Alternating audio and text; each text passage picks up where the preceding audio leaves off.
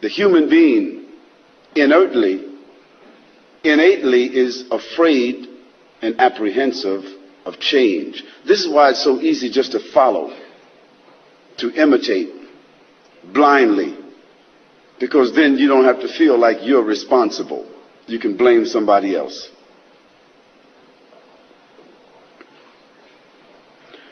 Well, think about it tonight. Is our purpose in this world simply to eat and sleep and dress and work and acquire some material things and enjoy ourselves? Well, the hedonists, they will tell you, that is the pleasure seekers, the worldly people who only want to enjoy themselves, who are only concerned about taste and touch and feel and smell and have and possess. Those people who think they have the world in their hands, or that the world is in a cup of brandy, they will tell you that life is only for enjoyment, so enjoy all that you can.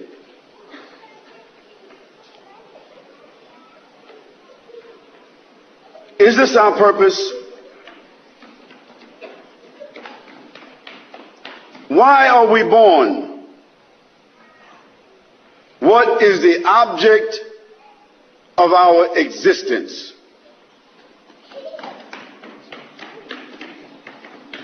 And what is the wisdom behind the creation of man and this tremendous universe?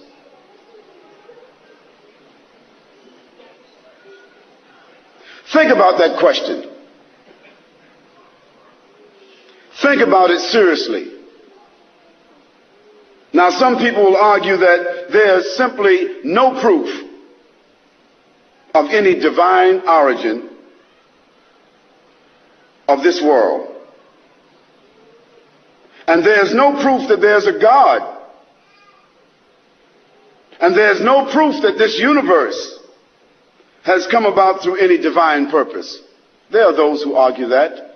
And some of them, they occupy some of the higher places in academia, in government. Some of them occupy some of the elite positions in society and in our lives. Some of them are called central personalities. But they themselves are confused. They also have their own frustrations. And I'd like to share a statistic with you. The greatest amount of misery, the greatest amount of suicide, the greatest amount of confusion and disparagement exist among that class of people. So evidently, even they don't have the answers.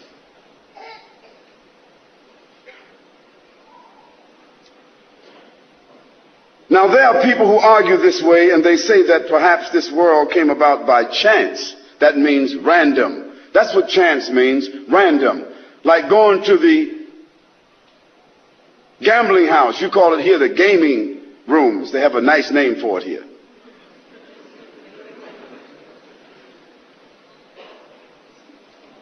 It's a place of immorality.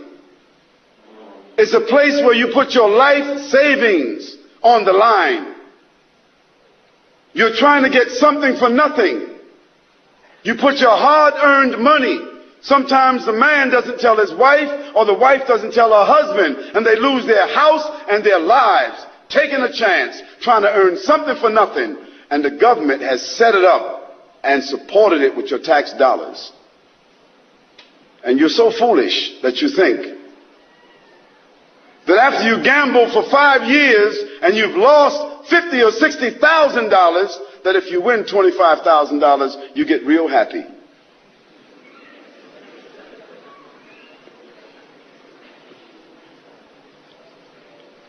So thinking that this world came about by chance is the same as thinking that when you put money in a slot machine that the numbers come up by chance. They don't. Everybody knows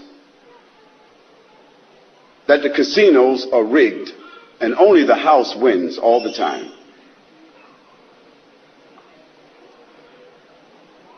But to think that this world came about in the same way that people gamble, random choice, well, let's put that to a test. This is an example that you can do in your home with your children.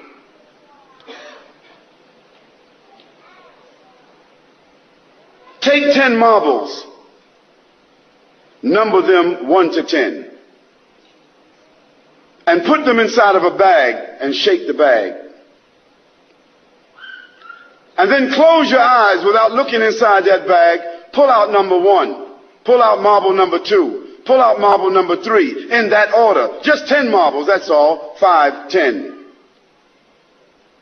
What do you think the chances are pulling out those 10 marbles in that order without looking at them? Is anybody here that's a mathematic genius, knows about calculus, knows the random chance? Does anybody know the chance? 26 million to 1. That's only 10 marbles. That's called a micro example. Now let's go a little bit further out to a macro example. The earth that we are on is one planet among 9, or some people say 11, in our solar system, isn't it? And our sun that gives energy and light and gravity is the center of our solar system. And our sun is only one star, and it happens to be one of the smaller stars in our galaxy called the Milky Way. And the Milky Way is only one of the smaller galaxies in the nebula called the Andromeda. And the Andromeda has itself millions of galaxies like the one that our sun is a part of. And there are millions, or literally countless, galaxies, clusters of galaxies like the Andromeda, that have been predicted by sending out sound and light. And they have sent out sound and light that has never returned. Now, all of this diverse order that we see in the heavens, that we are able to somewhat calculate and predict, that we call night and day, time, all of this is in order that allows us to calculate. Tell me, if you can't pull out 10 marbles in order, how did all of this come in order? Evidently, man didn't do it, because man is only a drop of water on the earth, significantly nothing. You can't even see him if you get a certain distance. He's forgotten about. So I say to you, certainly, this whole great world with all of its great orchestration could not have just come together. And even if we accept the Big Bang Theory, someone had to create that combustion. Because after the bang came about, everything came in order. So order does not come from disorder. You can't get out of your bed in the morning and don't make your bed and come back and your bed is made unless you got a maid. You can't demolish a house and come back and the house came back together unless you got a reconstruction crew. Order doesn't come from disorder. Order comes from an order.